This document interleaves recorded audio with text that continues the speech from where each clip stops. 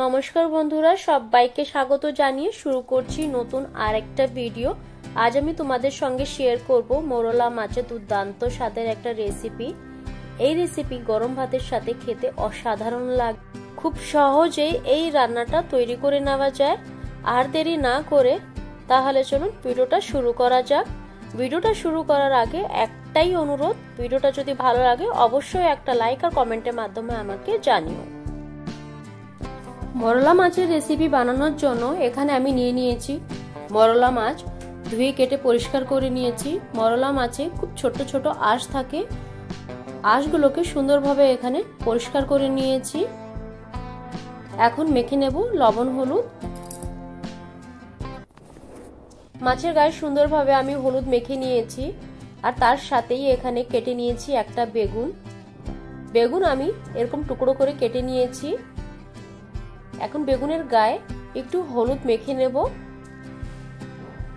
রান্নাটা করার জন্য বসিয়ে দিয়েছি কড়াইটা ভালো করে গরম করে প্রথমে আমি ভেজে নেব বেগুন।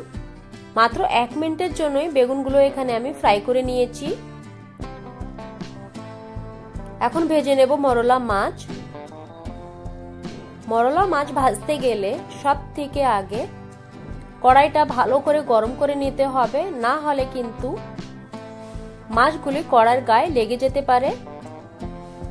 আর গ্যাসের ফ্লেমটা একদম হাই করে মাছগুলি আমি ভেজে নেব।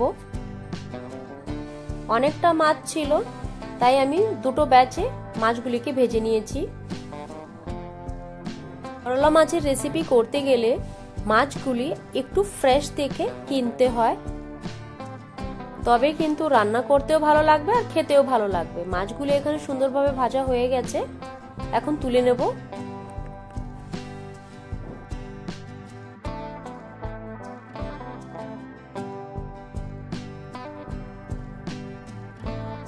আর একটু সরষের তেল অ্যাড করে ফোড়নে এখানে আমি দিয়ে দেব কালো জিরে আর দুটো চিরা কাঁচা লঙ্কা। ফোড়নটা যখন সুন্দরভাবে ভাজা হয়ে যাবে অ্যাড করে দেব এখানে স্লাইস করে রাখা পেঁয়াজটাকে সুন্দরভাবে এখানে আমি ভেজে নেব। 2-3 মিনিটের মতন পেঁয়াজটাকে ভেজে নিয়ে অ্যাড করে দেব টমেটো।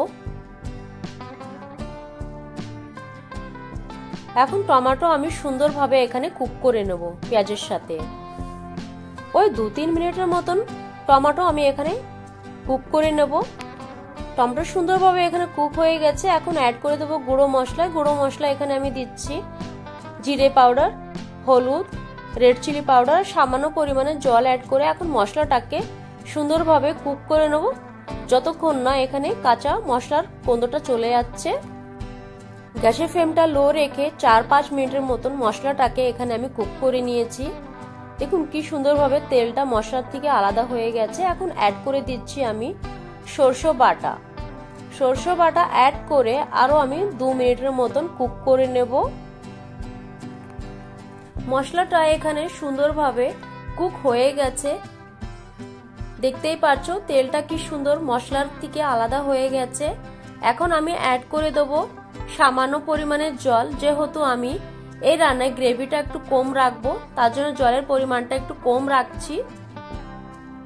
জলটা অ্যাড করে আরেকবার আমি সবকিছু সুন্দরভাবে মিশিয়ে দেব। বন্ধুরা, এই মরলা মাছের রান্নাটা অসাধারণ হয়েছিল। একবার আমার কথা মতন এই রান্নাটা এই প্রসেসে করে দেখো, কথা দিচ্ছি স্বাদটা মুখে লেগে থাকবে। ঝোলটা এখানে ফুটে গেছে। এখন অ্যাড করে দেবো ভেজে রাখা মরলা মাছ, ভেজে রাখা বেগুন আর 3টে লঙ্কা। আর একবার সবকিছু মিশিয়ে দেব। এখন গ্যাসের ফ্লেমটা একদম লো রেখে 5 মিনিটের জন্য ঢেকে রেখে দেব। 5 মিনিট পরে ঢাকনাটা খুলে অ্যাড করে দেবো উপর দিয়ে কুচানো ধনিয়া পাতা। আর গ্যাসের ফ্লেমটা এখনো আমি লোই রেখেছি। গ্যাসের ফ্লেম লো রেখে আরো 2 মিনিটের জন্য আমি কুক করে নেব ঢাকা ছাড়াই। একদম রেডি হয়ে গেছে মরলা মাছের অসাধারণ একটি রান্না। দুপুরে গরম গরম ভাতের সাথে যদি মরলা মাছের এই রেসিপিটা থাকে তাহলে একদম জমে যাবে। আমার তো মরলা মাছের এই রেসিপিটা খেতে ভীষণ ভালো লেগেছিল, তাই তোমাদের সঙ্গে মরলা মাছের এই অসাধারণ একটি রান্না আমি শেয়ার করেছি। আশা করছি ভালো লাগবে। ভালো লাগলে একটা কমেন্ট আর লাইকের মাধ্যমে আমাকে জানিও। আর ভিডিওটা ভালো লাগলে অবশ্যই আমার চ্যানেলটাকে সাবস্ক্রাইব করে পাশে থেকো। আমার রান্নার ভিডিওগুলি যদি ভালো লাগে লাইক শেয়ার এন্ড সাবস্ক্রাইব করো। দেখা হচ্ছে পরবর্তী অন্য কোনো